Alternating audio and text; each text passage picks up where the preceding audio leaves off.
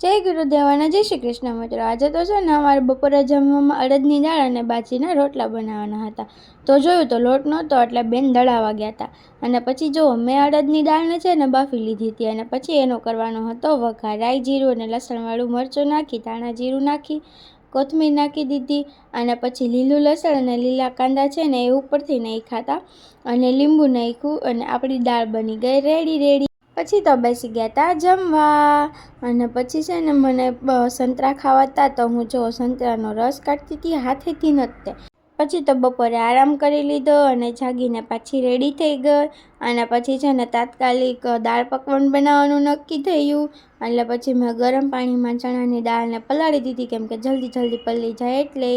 અને પછી છે ને બધાને ભૂખ લાગી હતી ને તો અમે લોકો નાસ્તો કરવા ગયા હતા અને ત્યાંથી આવીને જોયું તો દાળ છે ને મસ્ત મજાની પલળી ગઈ હતી। તો મેં કીધું ચલો હવે એને બાફી નાખીએ। તો એમાં હળદર નાખી દીધી, મરચી નાખી, પછી તીખા નાખ્યા, પાણી નાખ્યું અને એક બટેટું નાખ્યું અને બાફવા મૂકી દીધું। અને પછી પકવાન બનાવવા મેંદાનો લોટ લઈ અને એમાં મીઠું અને અજમા નાખ્યા અને પછી મોણ એમાં એડ કરી દીધું। મોણ છે ને સારા એવા પ્રમાણમાં મુઠ્ઠી પડે ને એટલું એડ કરવાનું ને પછી કઠણ લોટ બાંધી અને મૂકી દીધો।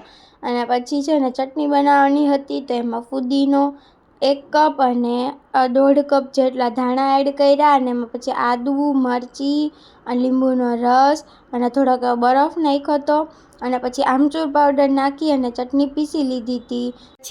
પછી પકવાન વણી લીધા અને પછી જો દાળ વઘારી નાખી, એમાં જીરું નાખ્યું, લાલ મરચું અને કોથમીર નાખી દીધી, પછી લાલ મરચું નાખ્યું અને પછી એમાં બધી દાળ એડ કરી દીધી અને પછી થોડુંક પાણી નાખી અને એને ઉકાળી લીધું અને બટેટું છે ને એને મેશ કરીને એડ કરી દીધું।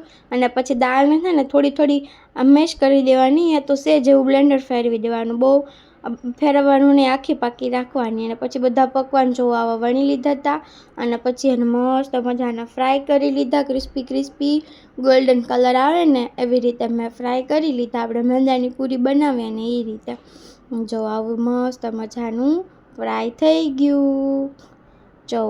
અને એવી જ રીતે મેં બધા પકવાન તળી લીધા। જો દાળે મસ્ત બની ગઈ, ચટણી બની ગઈ, કાંદા કટ કરી લીધા અને પછી જો સેવ અને પછી જો મસ્ત મજાની પ્લેટ બનાવતી હતી એમાં આવી રીતે પકવાનના થોડા મોટા ટુકડા કરી અને ઉપર દાળ એડ કરી દીધી અને પછી મસ્ત ખાટી મીઠી ચટણી એડ કરી અને એની ઉપર કાંદા ને એની ઉપર સેજ એવું લીંબુ નાખી દીધું, ખાટું બહુ ભાવે।